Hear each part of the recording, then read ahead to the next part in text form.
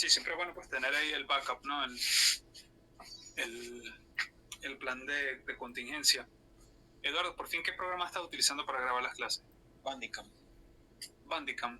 Ah, ok, ese no lo conozco. Está quedando chévere. Sí, le pregunté a otro amigo que ya había grabado con anterioridad cosas y me recomendó Fluent. Ah, ok. Y sí, o sea, a veces es problemático que como que el crack, el pirateo que uno aplica, pues se borra y hay que volverlo a poner, pero nada que demore más de 3-4 minutos. Ah, bueno, chévere. Ah, se unió alguien más, se unió Bueno, sí. Moisés. Sí, se unió Moisés. Chévere. Ah, no, buenísimo. Bueno, entonces bienvenido Moisés. Vamos a caerle entonces. Me recuerdan en lo que quedamos la última vez. La última clase fue el viernes, ¿no? Sí. Quedamos Bueno, en como en el ejemplo del proceso isocórico. Y que íbamos a ver cómo ok. son el isobárico y el isotérmico. Ok, perfecto. Bueno, muy bien. Quedemos aquí. Hoy es 15, ¿no? Aquí la fecha. Ok, perfecto. Entonces ya el isocórico lo terminamos de ver, ¿no? Vimos cómo calcular Q, W y delta U para los procesos isocóricos, ¿verdad? Sí. Quedamos en que para los isocóricos, como no hay cambio en volumen, entonces el delta B, digámoslo así, es cero, y al delta B ser cero, pues entonces no hay trabajo de expansión. Por lo tanto, todo el intercambio de energía se hace en forma de calor. Y a fin de cuentas, pues tenemos que, por la primera ley, que delta U es igual a Q, y Q es igual al número de moles por la capacidad calórica molar, en ese caso a volumen constante, porque es isocórico, por delta T. ¿Sí? Esa fue, digamos, la conclusión a la cual llegamos, ¿no? Para un proceso isocórico, entonces tenemos que el trabajo era igual a cero. Quedamos en que delta U era igual a Q, era igual al número de moles por la capacidad calórica molar a volumen constante por la variación de temperatura. Y la conclusión más importante de esto, muchachos, era el hecho de que si delta U era igual a esto para un proceso isocórico, que es un proceso a volumen constante, dado el hecho de que la energía interna U es una función de estado, entonces se tiene que poder calcular exactamente de la misma manera sin importar el tipo de proceso que está ocurriendo. La consecuencia de eso es que delta U siempre para todos nuestros procesos va a ser igual a N por CMB por delta T. ¿Ok? Entonces esa fue la conclusión importante, digámoslo así, que teníamos para el proceso isocórico. Entonces vamos a ver hoy el proceso isobárico. Vamos a por ahí. Entonces procesos isobáricos. Entonces los procesos isobáricos son procesos en los cuales la presión permanece constante. Perfecto, de isobáricos vimos creo que la fórmula y un poquito, o sea, ya lo empezaste a dar por si acaso. Ay, ya lo empezamos. Oh, ok, perfecto, chévere. Sí. Bueno, entonces, ¿cómo se ve un proceso isobárico? Digamos, si quisieran, acuérdate que estamos hablando acerca del proceso de expansión para, por ejemplo, un gas que está contenido en un pistón que se está expandiendo. Entonces, ¿cómo podríamos imaginarnos un proceso isobárico? Pues en un proceso isobárico simplemente tenemos, digamos, nuestro pistoncito. Yo lo voy a hacer para una expansión, pero acuérdense que esto se aplica exactamente de la misma manera para una compresión. Por cierto, muchachos, en términos de terminología, valga la redundancia, para nosotros la palabra expansión y compresión van a referirse siempre a cambios de volumen. ¿Ok? Ok. ¿Por qué? Porque es muy común uno pensar, bueno, que compresión uno lo puede ver como aumento de la presión y de hecho se trabaja así en muchos contextos, ¿no? Pero para nosotros no es un proceso de, o sea, para nosotros lo que nos referimos, cuando ustedes lean, por ejemplo, un ejercicio, mira, este gas se comprime, eso ya inmediatamente nos está diciendo que lo que está ocurriendo es un cambio de volumen, que es una reducción de volumen, y expansión, pues un aumento de volumen. ¿Bien? Okay. Entonces los procesos que nosotros vamos a ver son en esencia de dos tipos, van a ser compresiones o expansiones, es decir, cambios de volumen para mayor o para menor, o sea, para más o para menos, y calentamientos o enfriamientos. ¿Bien? Esos son los dos, digamos, las dos clases de cambios que nosotros vamos a ver en nuestro proceso, es decir, o cambia la temperatura o cambia el volumen. Ahora usted me puede decir, profe, ¿qué pasa cuando cambia la presión? Entonces, bueno, si cambia la presión, obligatoriamente, o sea, si tú tienes un sistema cerrado, donde el número de moles es constante, y está cambiando la presión, obligatoriamente tiene que cambiar, bien sea el volumen o la temperatura o ambos, ¿sí?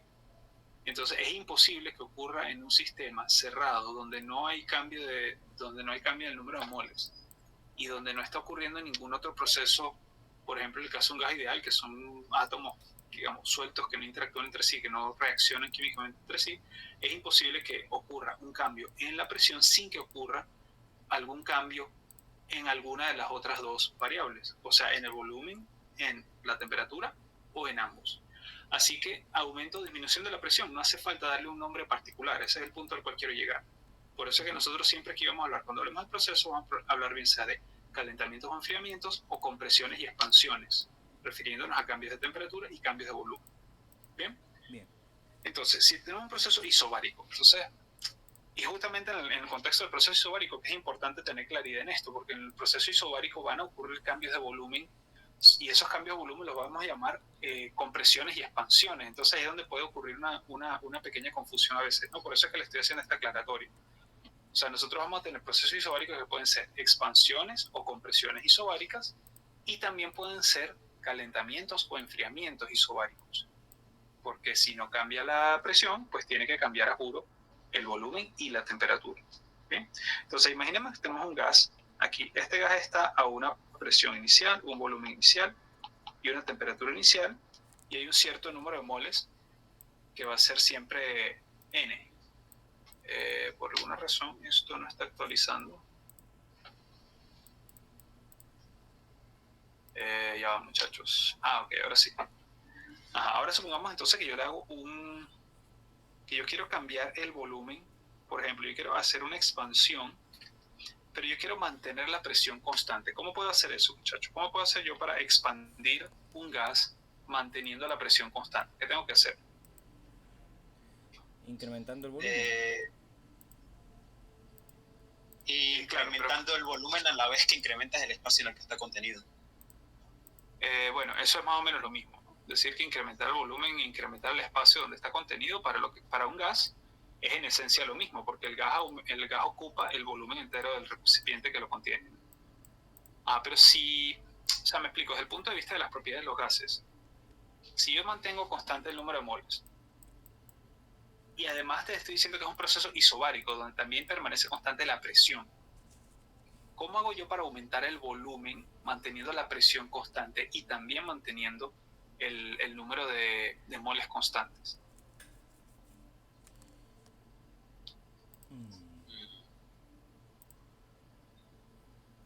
¿Puede aumentar solamente el volumen sin cambiar más nada? Si quieres aumentar el volumen, tendrías que aumentar la temperatura. Tendrías que aumentar la temperatura, ¿sí? Acuérdense que para un gas ideal, el estado de un gas ideal está completamente determinado por tres variables. A pesar de que hay 4 aquí, ¿verdad? Ahí marcadas, solamente hace falta establecer 3 variables, el valor de 3 variables, porque la cuarta siempre la puedes obtener despejando de la ecuación de gases ideales. Entonces, si tú tienes que el número de moles es constante, tú estás quitando una de las variables, te quedarían en todo caso 2. De 4 te quedan 3. Ahora, si tú de esas 3 variables mantienes la presión constante, entonces solamente estás dejando libertad de cambio a 2 otras variables. Eso significa que si tú varías una, la otra obligatoriamente tiene que tener un valor determinado por la ley de gases ideales. No puede tener cualquier valor, no puedes variar. Manteniendo estas dos constantes, tú no puedes variar estas dos como tú quieras. De estas dos, tú solo tienes un grado de libertad, se llama eso. Es decir, tú solo tienes la posibilidad de modificar libremente una de esas dos variables, la presión o la temperatura o el volumen, y la otra inmediatamente queda determinada por la primera. ¿Qué significa esto? Que como dijo, creo que fue Eduardo. Sí, o fue Eduardo, ¿quién fue que respondió? Eduardo. Que había que aumentar el volumen, hay que aumentar la temperatura. Exacto, entonces fíjate, si tú quieres aumentar el volumen manteniendo moles y presión constante, tú puedes aumentar el volumen, pero no puedes ponerle la temperatura que tú quieras. La temperatura va a venir determinada por el cambio de volumen que tú hiciste. En este caso en particular, si tú quieres aumentar el volumen, tienes que aumentar la temperatura. Entonces las dos cambian, ¿sí? Es decir, que en este proceso, si es un proceso, por ejemplo, de expansión isobárica, en el proceso de expansión isobárica, entonces nosotros vamos a tener una presión 2 en mi estado final que va a ser igual a la presión 1. ¿Por qué? Porque es isobárico, la presión es constante, así que no cambió, la llamamos simplemente P. El número de moles sigue siendo el mismo número de moles, ese no cambió porque estamos hablando de sistemas cerrados. ¿Bien? Les pregunto, ¿sería un sistema cerrado o sería un sistema aislado en este caso? Cerrado. ¿Y por qué no aislado? Pues porque para poder introducirle, por decirlo así, calor, como dijo el compañero, para poder hacer el cambio en el volumen, tiene que entrar energía obligatoriamente. Muy bien, eso es exactamente correcto. O sea, la única manera que tú tienes para tú poder hacer esa expansión es que tú introduzcas, en este caso, calor para aumentar la temperatura. Y ese calor va a lograr que el pistón se expanda. Y no solamente eso, Fernando, sino que el hecho de que tu pistón se mueva está empujando y está haciendo trabajo contra los alrededores. Okay. ¿Sí? Y si el pistón hace trabajo contra los alrededores, entonces también ahí está ocurriendo un flujo de energía hacia los alrededores. Así que hay intercambio de energía con los alrededores, por lo tanto el sistema no es aislado. Pero no hay intercambio de materia porque el gas está encerrado en el recipiente, no se escapa, así que es un sistema cerrado. Muy bien, perfecto. Entonces aquí voy a tener un volumen 2 y voy a tener una temperatura 2, que no van a ser iguales al volumen inicial y la temperatura inicial. Si es una expansión, entonces el volumen 2 va a ser mayor que el volumen 1, y por las leyes de los gases ideales la temperatura 2 va a ser mayor que la temperatura 1. Entonces, ¿cómo hacemos nosotros en este caso para calcular QW y delta U? Bueno, pues fíjense, para el caso de delta U no tenemos ningún problema, porque ya vimos que para el isocórico delta U era N por CB por delta T. Y como delta U, les dije nuevamente, es una función de estado, se calcula también de la misma manera para el proceso isobárico, porque al ser una función de estado no depende de cómo es el proceso. Se puede calcular de la misma manera para cualquier tipo de proceso, isobárico, isocórico, adiabático, reversible, irreversible, lo que sea, siempre se puede calcular de la misma manera. Así que esto es N por CB por delta T, cero rollo ahí. ¿Qué es lo siguiente? Lo siguiente es calcular entonces la cantidad de calor que se está absorbiendo en este caso o que está liberando el sistema. O sea, calcular Q. Entonces nosotros podemos calcular Q de la siguiente manera. Pues Q, como aquí hay un cambio de temperatura, nosotros hay un sonido como extraño por ahí, como un feedback raro. No sé si creo que es el micrófono de Fernando. No, creo que es el mío. Ah, es el tuyo. Ah, ok, bueno, sí. Voy a acomodar Bueno, si quieres, el micrófono por si acaso para...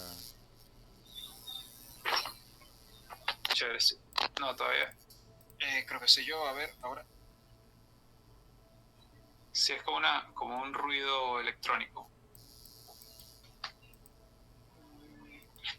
Haz una cosa, Eduardo, solo para probar. Si quieres, ponte mute, a ver si se quita. Sí, sí era Eduardo. Bueno, si quieres, hagamos una cosa. Manténganse mute y cuando vayan a contestar, pues lo reactivan para que quede grabado sin ruido. Ok, bueno, entonces como le estaba diciendo, si queremos calcular calor, bueno, ya nosotros vimos en un principio que si tenemos un cambio de temperatura, podemos calcular la cantidad de calor que absorbe o libera el sistema como el número de moles por la capacidad calórica molar por delta T.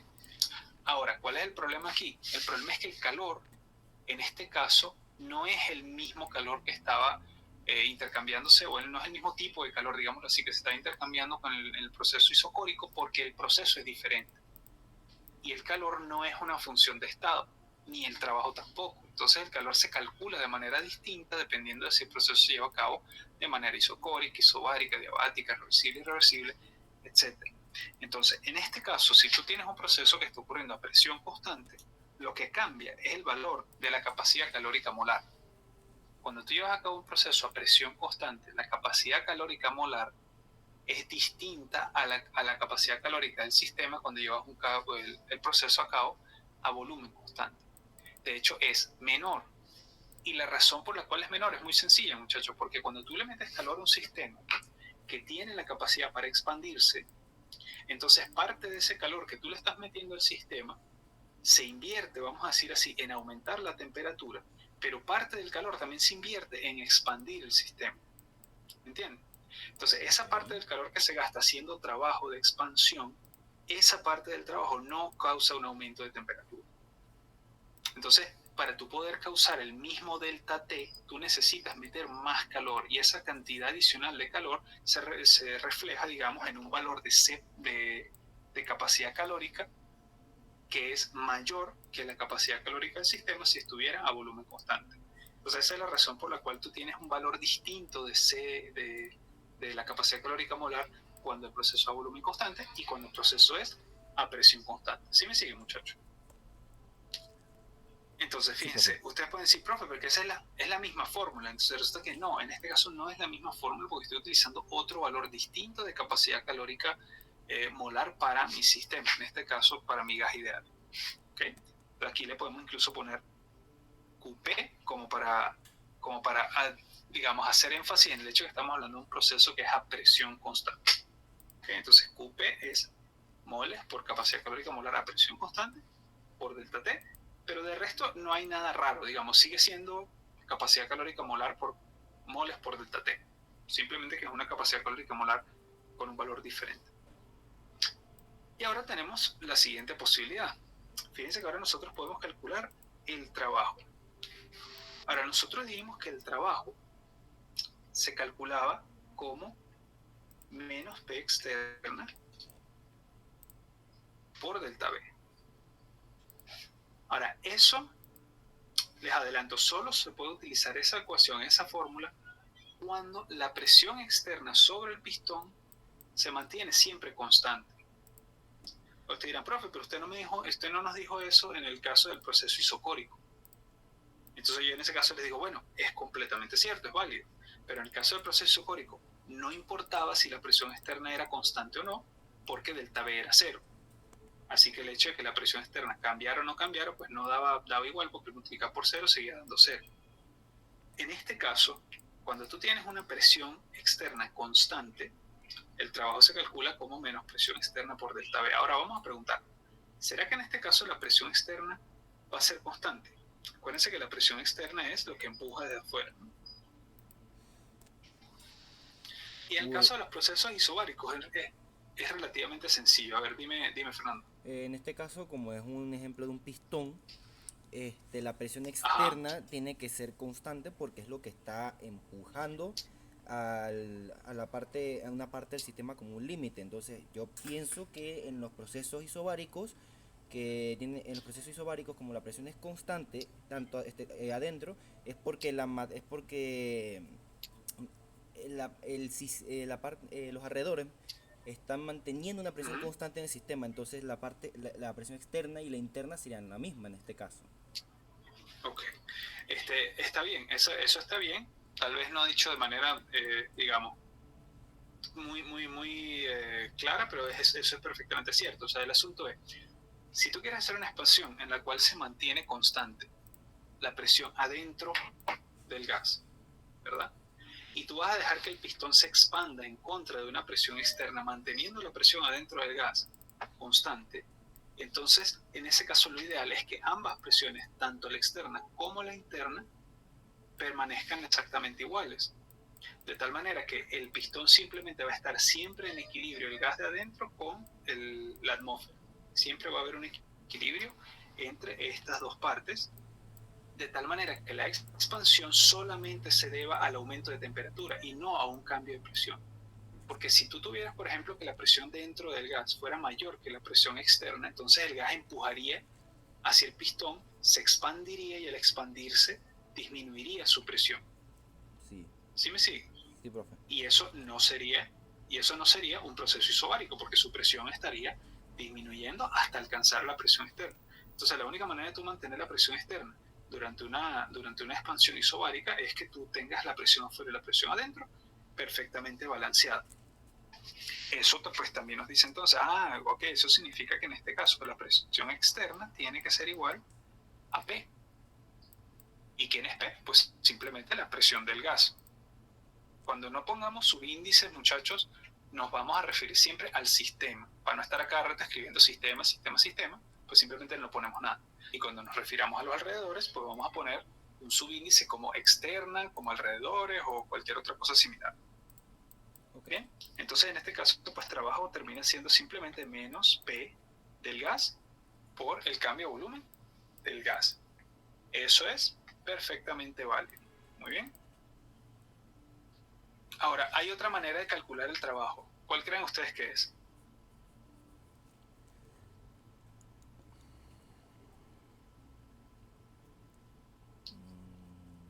Con la fórmula esta de... se me olvidó el nombre.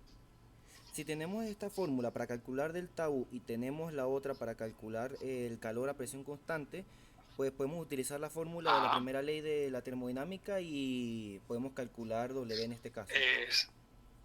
Exactamente, muy bien. Entonces fíjense que, como acaba de decir Fernando, nosotros siempre, en cualquier proceso, no importa qué proceso sea, la primera ley de la termodinámica siempre se aplica, es una ley universal. Entonces aquí es un proceso isobárico, bueno, no hay rollo. Igual si sea el proceso que sea, nosotros sabemos que delta U tiene que ser igual a Q más W, ¿verdad? Si nosotros ya tenemos delta U, porque sabemos siempre cómo calcular, si tenemos una fórmula para calcular Q, nosotros aquí podríamos despejar W y simplemente calcularlo como delta U menos Q. ¿Cuál de las dos maneras voy a utilizar? Esta o esta. Es simplemente una cuestión de, pues, que resulta más práctico. También se puede hacer al revés, por cierto. Ustedes pueden calcular primero W y después calcular Q a partir de la primera ley de la termodinámica, que por cierto, muchachos, es la estrategia más común que se utiliza para resolver problemas. Normalmente los problemas lo más fácil es calcular W por separado y luego teniendo delta U y W se utilizan esas dos con la primera ley para calcular el calor. Eso es lo que normalmente se hace. Pero en este caso es igualmente sencillo hacer una o hacer la otra y el resultado les tiene que dar exactamente igual. Y eso es de pinga porque entonces ustedes tienen una manera de corroborar que sus resultados están bien. Okay, en un momento vamos a hacer un ejercicio con números de esto.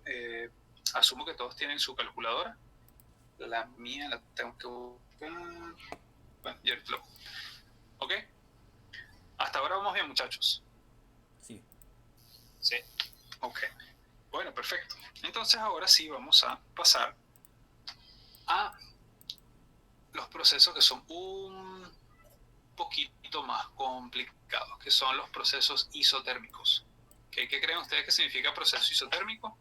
Que es Mantiene su temperatura. Eso, lo que va a decir él. ¿Que permanece? Con temperatura constante. Muy bien. Proceso isotérmico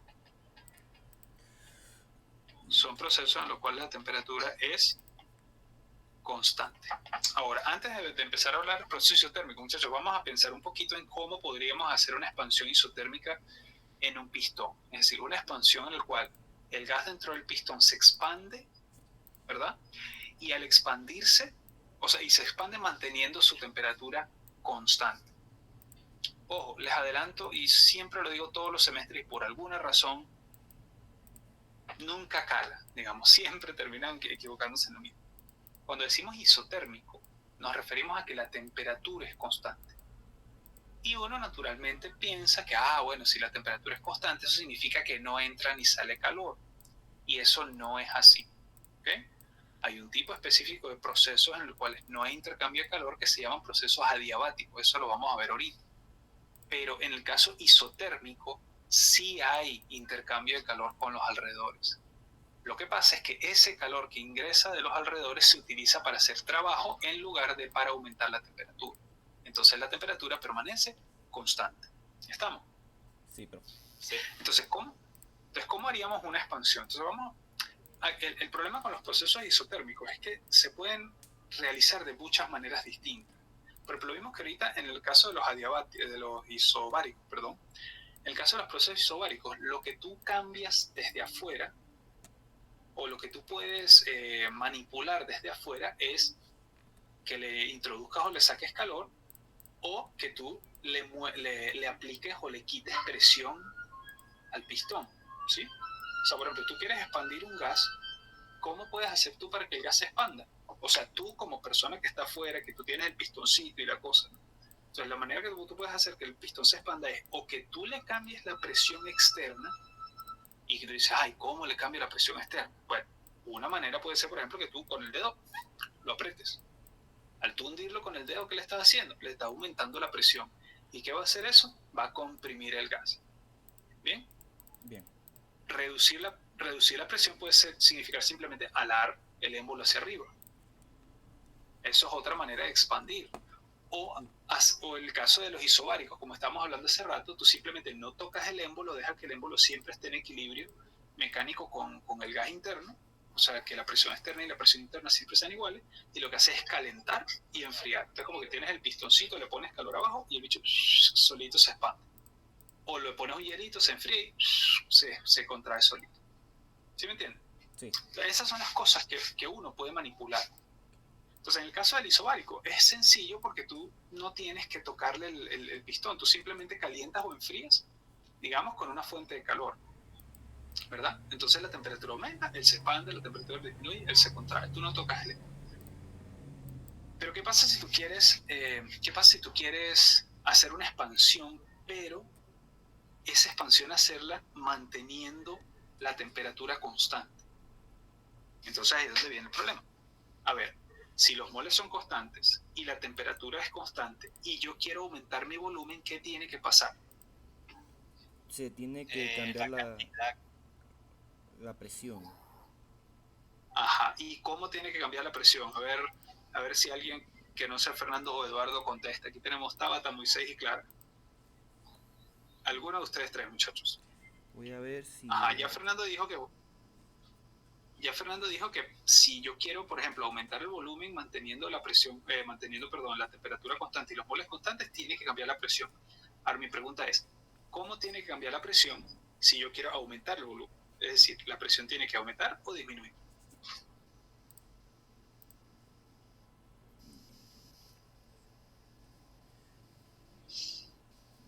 A ver, pueden, o si quieres saber, Eduardo, que yo veo que está ahí con... Debería aumentar la presión, ¿no? Debería aumentar la presión. O no, bueno. Vuélvame a dar la sentencia para poder volver a repasar. Sí, claro, no te preocupes. Ajá, si yo mantengo constante la temperatura y mantengo constante el número de moles, o sea, la masa de gas, y yo aumento el volumen, ¿qué le va a pasar a la presión? ¿Aumenta o disminuye? Aumenta. Con temperatura y moles constantes no debería aumentar el volumen. No aumenta el volumen. Acuérdense, ¿cuál es esa ley? A ver, la ley que relaciona para los gases ideales el volumen y la temperatura, si mal no recuerdas, la ley el volumen y la presión. Creo que es la ley de Charles y Gay-Lussac. La verdad es que yo siempre olvido los nombres de esas personas. Pero en fin, esa ley es una ley de proporcionalidad inversa. Mientras tú más volumen tienes, menor es la presión. La ley de Boyle. Mira, aquí está escribiendo Moisés y dice la ley de Boyle. Chévere. Ok. Entonces, fíjate, piénsenlo así. Imagínense siempre cuando ustedes piensen en estos pistones, muchachos, imagínense que ustedes tienen una jeringa. Sí, ¿verdad? Voy a dibujarla aquí ahorita, la vuelvo a borrar. Ustedes tienen una inyectadora, por así decirlo, ¿no? Y la inyectadora tiene su émbolo y adentro tienen aire, ¿verdad? Y ustedes agarran y le tapan esto, le tapan la punta y aquí está el émbolo. Ese es su sistema en un pistón, en un gas. Una jeringa con la punta tapada y el adentro de tu gas ideal es el aire. Entonces tú dices, bueno, a ver, ¿qué pasa si yo manteniendo constante la temperatura, yo aumento el volumen? ¿Qué le pasa a la presión? Aumenta. Bueno, fíjate que tú te das cuenta rapidito que la presión disminuye, no aumenta, disminuye. Y la presión dentro del gas, ¿no? ¿Y cómo sé yo que disminuye? Porque si yo halo, o sea, si yo tapo la jeringa y yo halo el émbolo, ¿perdón? Es más fácil mover el líquido de la jeringa cuando tiene más volumen. No es exactamente porque sea más fácil moverlo, sino imagínate tú. A ver, al ser más fácil moverlo quiere decir que hay menos presión. Porque hay veces que cuesta, ¿no? Ajá, bueno. Ok, creo entender más o menos por dónde vas. Fíjate que al principio es fácil, ¿verdad? Cuando te empiezas a alar. Y a medida que alas más, se vuelve más difícil. ¿Por qué será que se vuelve más difícil? porque su volumen disminuye y con la diferencia del exterior, pues. Hay una diferencia de Bueno, vamos a volumen ver. entre Ah, Ya claro, cuando estamos Ya va. hablando desde afuera. Ojo, Sí, estoy entiendo. alando, ¿no? Estoy alando el Sí, yo ángulo. No pensaba estoy que era al revés. No, hablando sí se hace más dificultoso. Ajá, alando se hace cada vez más difícil, ¿verdad? ¿Pero por qué? el volumen dentro de la jeringa disminuye, ¿no? No, está aumentando. Está Acuérdate, estoy aumentando el alando. volumen. Ah, porque las partículas Estoy dentro de la aumentando. jeringa en este caso se quieren seguir, entre comillas, en este caso, se atraen, se quieren seguir atrayendo ¿cómo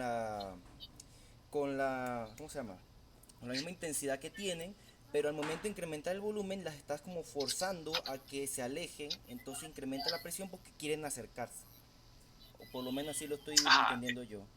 por ahí va la cosa, por ahí va la cosa. Fíjate que tú tienes el mismo número de partículas. Como tú no estás cambiando la temperatura, las partículas se siguen moviendo a la misma velocidad. Porque acuérdense que la temperatura es una medida de la agitación térmica y de la energía cinética promedio de las partículas que forman la materia. Ajá, entonces tú estás, así como dijo Fernando, tú estás expandiendo, Eduardo. Tú al alar el émbolo, tú lo que estás es aumentando el volumen, no lo estás comprimiendo. Entonces, ya va, yo creo que tengo aquí una jeringa. Uy. Que casualmente yo tengo aquí la jeringa de la impresora. No me creo cómo manchar los dedos. En fin. Ok, aquí está la jeringa. ¿Sí? ¿Qué más que? Yo le pongo el dedo aquí. Mira. Fíjate, ahorita está esto que está aquí es el espacio donde está el aire. ¿Sí lo ven? Sí. O sea, aquí hay aire. Ese es mi sistema, lo que está aquí adentro. Lo voy a tapar. Ahora, yo voy a alar. Fíjense que al alar, mientras más, fíjate que yo ya, sí, estaba confundiendo el hecho de que la jeringa se devolviera con el volumen y no, es con la presión. Claro, exacto. Fíjate que yo al alar, al principio es fácil, pero después se vuelve más difícil. ¿Por qué se vuelve más difícil? ¿Y por qué el émbolo se regresa? Ajá, ¿dónde disminuye la presión? Dentro de la jeringa. Dentro de la jeringa. Fíjate que hay un tipo de razonamiento que yo sé que ustedes no, puede ser que no lo hayan desarrollado todavía porque es en realidad un tipo de razonamiento muy común en física. Y es simplemente la ley de Newton, ¿verdad? Si yo halo hacia allá y yo siento que esto se hace cada vez más duro, más difícil, alar hacia allá, la razón tiene que ser porque hay una fuerza que está alando hacia acá. Que es la presión exterior. Ajá, que es la presión exterior. Muy bien. Ahora mi pregunta es, en realidad, sí, es la presión exterior, pero ¿por qué? ¿Pero por qué aquí no está alando? Fíjate que aquí no le estoy haciendo nada. ¿Por qué aquí el émbolo no se está moviendo hacia allá? Porque en esa cantidad de volumen la presión atmosférica es igual a la exterior. De la que está dentro es igual a la exterior. Exactamente, pero entonces fíjate, si uno razona, uno dice, o sea que no es solamente la presión externa, porque aquí la presión externa está empujando igualito. Lo que importa, muchachos, no es la presión externa, es la diferencia entre las presiones. Porque la diferencia en las presiones, el gradiente de presión, es lo que hace que exista una fuerza neta. Entonces, lo que sucede cuando yo halo hacia atrás, tú lo puedes interpretar de dos maneras distintas. Como hay una fuerza neta hacia acá, tú lo puedes interpretar como que está aumentando la fuerza externa o como que está disminuyendo la fuerza que está dentro, o sea, la presión que está dentro. Y en este caso, evidentemente, como fíjate que la presión externa, la presión atmosférica aquí afuera no está cambiando, lo que tiene que estar sucediendo es que la presión interna está disminuyendo. ¿Sí lo ven así, muchachos? Sí. ¿Okay? Bueno, esos son razonamientos que vamos a ir, digamos, ensayando y practicando a medida que avancemos el semestre, ¿no? Ok, déjenme borrar esto aquí. Muy bien. Entonces, volviendo aquí al tema, si yo quiero hacer una expansión isotérmica, muchachos, en el caso de la jeringa que tenía ahí, si quiero hacer la expansión isotérmica sin cambiar la temperatura, la única manera es que yo, si expando, disminuya la presión. Y si hago lo contrario, o sea, si yo tenía un volumen grande y yo comprimo, ¿qué va a suceder? ¿Qué presión hay aquí adentro? Aquí la presión es mayor ahora que la presión externa. Fíjate que si yo lo suelto, él se expande. ¿Sí lo ven? Fíjate. Lo comprimo, ahí la presión adentro es alta, aumentó la presión. Si yo lo suelto, él se expande solito. Entonces ahora nos hacemos la pregunta, ¿cómo entonces hacemos para llevar a cabo una compresión o una expansión de un gas que esté a temperatura constante? La manera es modificando la presión externa. ¿Por qué? Porque tú modificas la presión Para que haya externa. una diferencia, ¿no? Ajá, De la presión y esa interna con la externa. ¿Y esa diferencia qué va a hacer? Que el sistema se expanda o se contraiga dependiendo de cuál sea la diferencia. Muy bien, Tabla. Perfecto. Entonces, la manera como yo modifique la presión externa, la manera como yo, como agente externo a este sistema, modifique la presión externa, va a determinar la manera como se va a expandir o comprimir ese gas. Fíjense, uy, ya manché la mesa, que esta es la jeringa de la tinta de la impresora, yo tengo los dedos todos negros. Entonces fíjate, por ejemplo, este gas ahorita está en equilibrio con los alrededores. Yo puedo hacer una compresión rápida, ¿sí? O yo puedo hacer una compresión lentica, lentica, lentica. Son dos procesos que tienen el mismo estado inicial y el mismo estado final. Sin embargo, los procesos en sí son diferentes, porque no es lo mismo hacer una cosa así rápido de golpe que hacerlo de manera lenta o hacerlo de manera muy, muy, muy lenta. Entonces, eso en termodinámica, esa distinción entre procesos muy rápidos y procesos muy lentos, se llaman o digamos se le ponen dos nombres diferentes. Procesos que son irreversibles y procesos que son reversibles. Entonces, en los casos anteriores no teníamos necesidad de hacer distinción entre expansiones o compresiones reversibles o irreversibles. ¿Por qué? Porque el cálculo del trabajo o el cálculo del calor era muy sencillo y no dependía de la manera como yo modifico la presión externa. En el caso del isocórico, la presión externa da igual cómo la cambie, si la cambio o no la cambio, porque igual delta V es cero, así que eso no pasa nada ahí. Igual el trabajo va a ser cero. En el caso del isobárico, la presión externa tiene que permanecer constante igual a la presión interna, así que pues ahí tampoco hay nada que hacer. Esa presión va a permanecer constante. Digamos, hay una sola manera de hacerlo, por así decirlo. Pero en el caso del isotérmico no.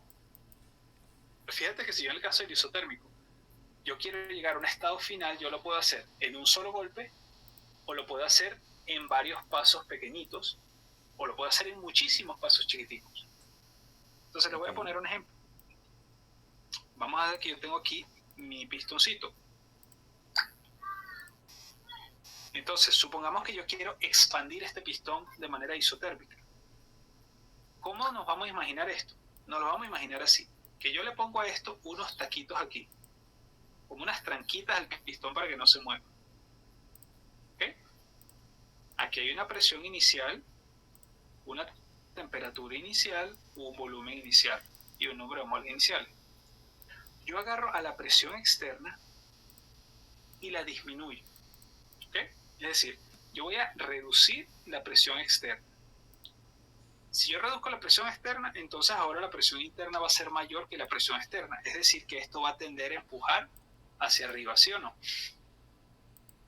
Sí. ¿Okay? Pero lo que voy a hacer es que le voy a poner estos taquitos aquí para que no se muevan. ¿Bien? Entonces, ¿qué voy a hacer luego? Lo que voy a hacer luego es que voy a retirar esos taquitos. ¿Y qué pasa si yo retiro estos taquitos? Entonces aquí voy a tener una presión externa. Vamos a decir que esta es una presión externa 1. Si yo retiro esos taquitos, entonces ¿qué va a suceder? Que mi pistón se va a expandir. ¿Hasta cuándo? Hasta que la presión 2 sea igual a la presión externa. ¿Por qué? Porque ahí es cuando va a dejar de moverse el pistón. Siempre que la presión de dentro del gas sea mayor que la presión externa, el gas se va a expandir. Y en el momento en que la presión interna del gas se equilibre con la presión externa, en ese momento el pistón deja de moverse, en ese momento el gas deja de expandirse. Entonces, en ese caso, ¿qué logré hacer? Logré, bueno, ahí vamos a tener una temperatura 2, que en nuestro caso va a ser igual a la temperatura 1, porque estamos hablando de un proceso isotérmico, y vamos a tener un volumen 2, que va a ser diferente al volumen 1, evidentemente, y vamos a tener un número de moles que va a permanecer también constante. ¿Okay? Ok. Entonces, lo que les acabo de mostrar, muchachos, es un ejemplo de una expansión isotérmica de un solo guamazo, en un solo paso.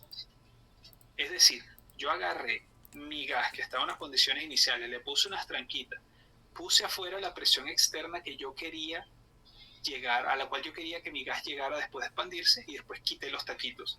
Al quitar los taquitos, ¿qué pasó? Se expandió el gas. ¿Hasta cuándo? Hasta que alcanzó la presión externa. Eso es lo que se llama una expansión isotérmica irreversible en un solo paso. ¿Ok? ¿Por qué se llama irreversible? No puede Porque volver a si su estado nosotros, inicial. sin que yo le agarre y lo empuje otra vez hacia adentro, él no va a regresar a su estado inicial.